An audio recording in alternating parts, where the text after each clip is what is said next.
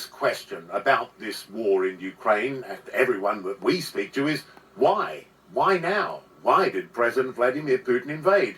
And why is he so determined to prevent NATO expansion? Journalist, author and broadcaster Tim Marshall explains how old maps may hold the answer. To better understand the tensions between NATO and Russia over Ukraine, it's worth a glance at history and a good look at a map. In the Cold War, Europe was split more or less in two. The NATO countries in the west, Warsaw Pact under Moscow's dominance in the east. But post-Cold War, country after country wanted to join NATO, and it's moved up to Russia's borders. To understand why Russia feels nervous about that, a topographical map is useful. There's a mountain range running across Europe, the Carpathian Mountains. Now, from the Baltic Sea here to where the Carpathians start there, this is flat ground.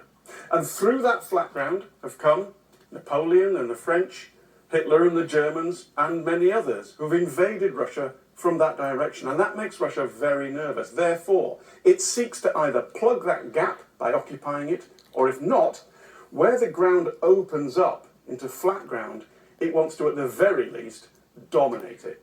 In 2014, its reaction was to occupy and then annex Crimea, part of Ukraine, and its warm water port of Sebastopol, which gives the Russian fleet access out of the Black Sea into the Mediterranean, and from there onto the great ocean lanes of the world.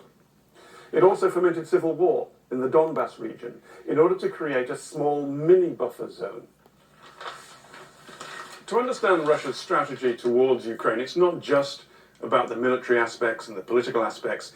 It's important to understand the place that Ukraine has in Russia's heart, or in its psychology. Russian culture began in Kiev, and it's where what eventually became Russia was founded. I mean, it moved eastwards across to Moscow, but they still know in their collective imagination that the root of their culture is in the heart of Ukraine. And Putin wrote an essay pretty much about this, in which he doesn't recognize these lines on the map, these borders, because as far as he's concerned, Ukraine is part of Mother Russia. And that is a psychology that goes quite deep into the Russian collective memory. Large parts of the country are Russian-speaking.